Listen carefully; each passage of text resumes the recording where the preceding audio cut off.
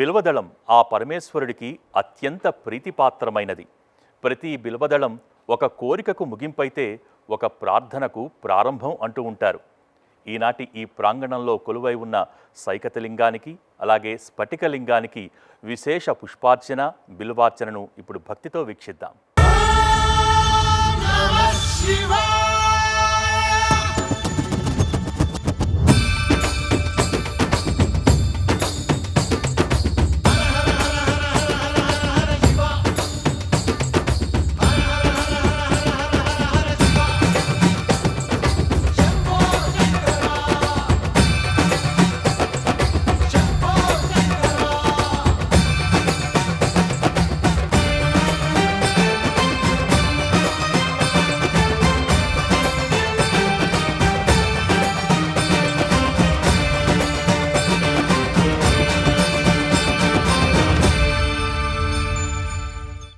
ఓం వామదేవాయ నమః. స్నానం సమర్పయామి. జ్యేష్ఠాయ నమః. వస్త్రార్థమక్షతాం సమర్పయామి. ఉపవీతార్థమక్షతాన్ సమర్పయామి. కాలాయ నమః. దివ్య పరిమళ గంధాన్ ధారయామి. కలవికరణాయ నమః. అక్షతాన్ సమర్పయామి. వనవికరణాయ నమః. బిల్వదళం సమర్పయామి. ఓం నిధనపతయే నమః. ధనపదాంతికాయ నమః. ఓం ఊర్ధ్వాయ నమః. లింగాయ నమః. ఓం హిరణ్యాయ నమః. లింగాయ నమః. ఓం సువర్ణాయ నమః. లింగాయ నమః. ఓం దివ్యాయ నమః. లింగాయ నమః. ఓం భవాయ నమః. లింగాయ నమః. ఓం శర్వాయ నమః. లింగాయ నమః. ఓం శివాయ నమః. శివలింగాయ నమః. జ్వలాయ నమః. జ్వలలింగాయ నమః. ఆత్మాయ నమః. ఆత్మలింగాయ నమః.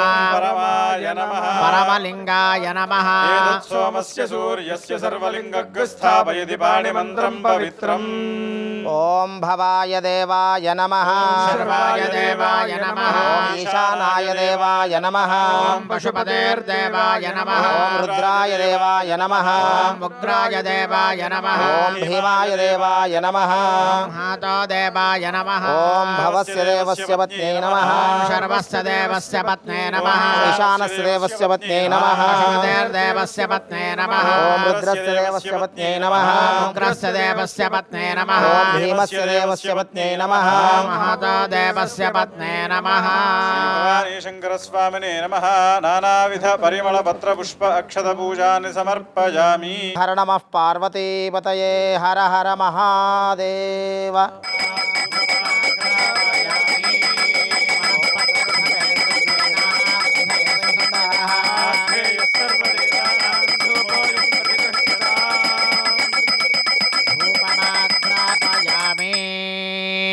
నైవేద్యం గాయత్ర్యాద్భిః ప్రోక్ష్య సత్యం వర్తేన పరిషించామి. అమృతమస్తు అమృతో వస్తరణమసి. భవానీ శంకరస్వామినే నమః. మధురఫలాన్ నివేదయామి. ఓం ప్రాణాయ స్వాహ. ఓం అపానాయ స్వాహ. ఓం వ్యానాయ స్వాహ. ఓం ఉదానాయ స్వాహ. ఓం సమానాయ స్వాహ. అమృత నైవేద్యం సమర్పయామి. మధ్యే మధ్యే ఉదకపానీయం సమర్పయామి. ఉత్తరాపోషణం సమర్పయామి. హస్తో ప్రక్షాళయామి. పాదో ప్రక్షాళయామి. ముఖే శుద్ధ ఆచమనీయం సమర్పయామి. మనోన్మనాయ నమః. తాంబూలం సమర్పయామి. సువర్ణపుష్పయుక్త దక్షిణాం సమర్పయామి. తాంబూలచర్వణానంతరం శుద్ధ ఆచమనీయం సమర్పయామి.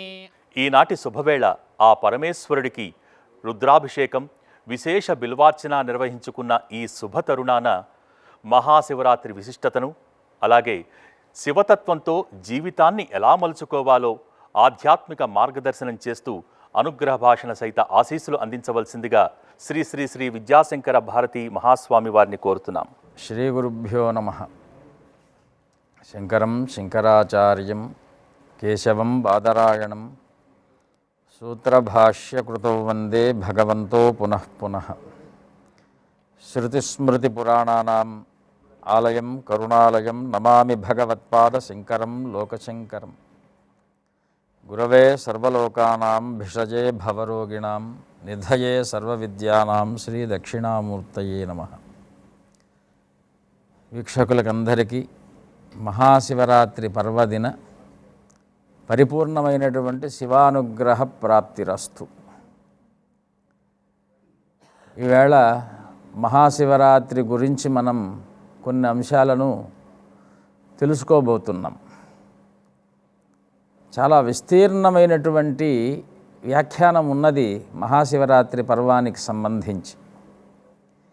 అందులో మనకున్నటువంటి సమయాన్ని దృష్టిలో పెట్టుకొని శివతత్వాన్ని తెలుసుకునే ప్రయత్నంలో ఈ మహాశివరాత్రి పర్వాన్ని మనం ఎలాగా సార్థక్యం చేసుకోవాలి అనేటువంటి విషయాన్ని మనం శివానుగ్రహ ప్రాప్తిగా భావిద్దాం. శివశబ్దాన్ని మంగళం, స్వశ్రేయసం, శివం భద్రం, కళ్యాణం, మంగళం, శుభం అని మనకు నిఘంటువు నానార్థాలు శివశబ్దానికి చెప్తున్నటువంటి విషయం. శివుడు అంటే మనకు కలిగేటువంటి మంచిని శివము అంటున్నాం, శ్రేయస్సుని శివము అంటున్నాం, భద్రతను శివము అంటున్నాం, కళ్యాణాది గుణములను శివము అంటున్నాము, శుభాన్ని శివప్రదంగా సూచిస్తున్నాం, మంగళ ఆ పదానికి అర్థాన్ని శివప్రదంగా సూచించుకుంటున్నాం. మరి మహాశివరాత్రి అంటే అర్థం మహామంగళప్రదమైనటువంటి, శ్రేయోదాయకమైనటువంటి, భద్రప్రదమైనటువంటి, కళ్యాణ గుణములతో నిండినటువంటి పర్వరాత్రి మహాశివరాత్రి.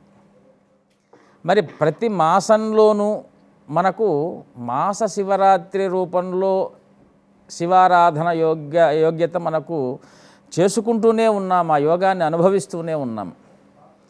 మరల మహాశివరాత్రికి మాస శివరాత్రికి మధ్యన తేడా గమనిస్తే మనకు మహాశివరాత్రి పర్వం ఏమిటి అనేది అర్థమవుతుంది.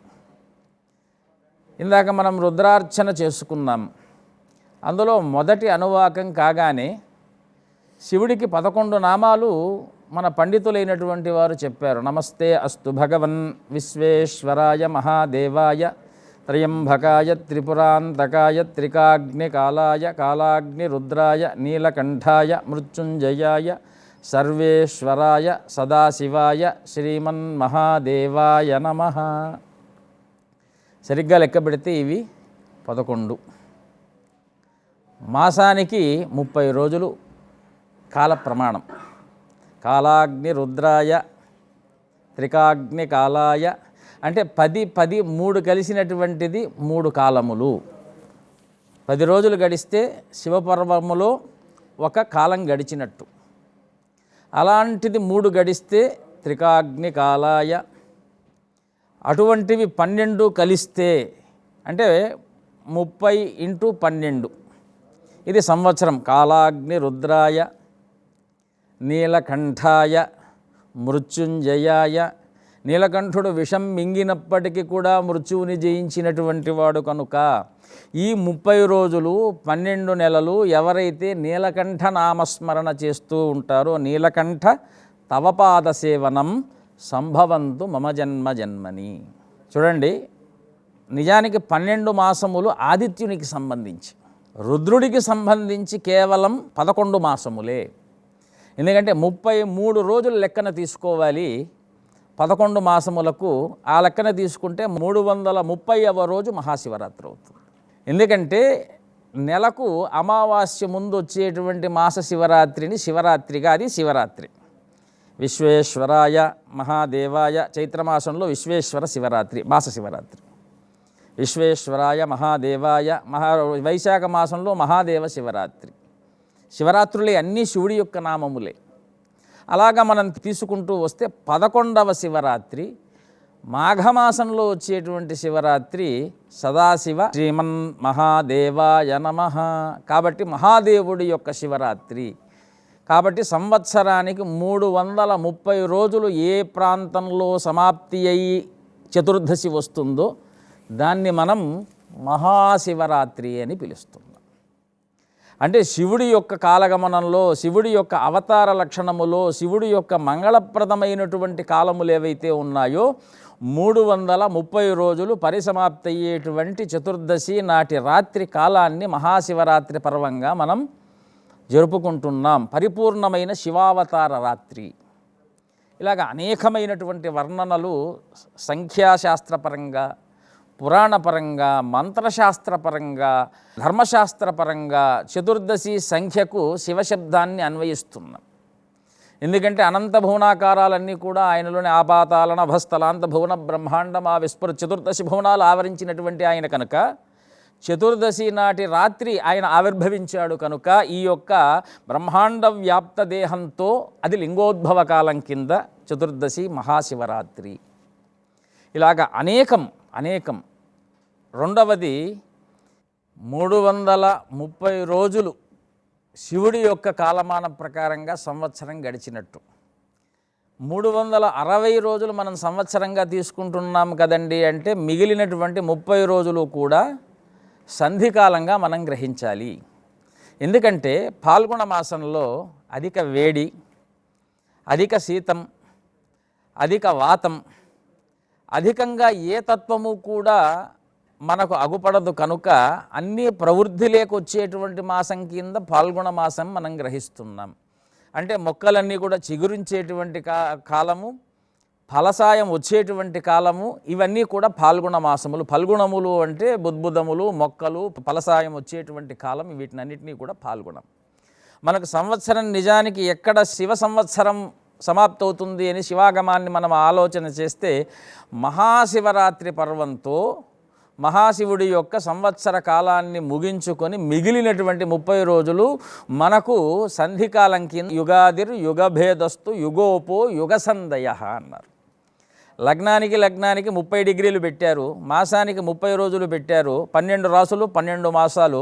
ప్రతి చోట కూడా పూర్వము ఒక 3-4 డిగ్రీలు, తర్వాత 3-4 డిగ్రీలు సంధిగా పెట్టినట్టుగా జ్యోతిష్ శాస్త్రంలో మనకు కూడా పూర్వపక్ష ఉత్తరపక్షాలను అన్నింటినీ గమనించుకుంటే సంధికాలంగా 30 రోజుల్ని తీసేస్తుంటాం. అలా కాకపోయినా 330వ రాత్రి దేవాస్త్రిరేకాదశాహ మనకు వేదం చెప్తున్నటువంటి మాట.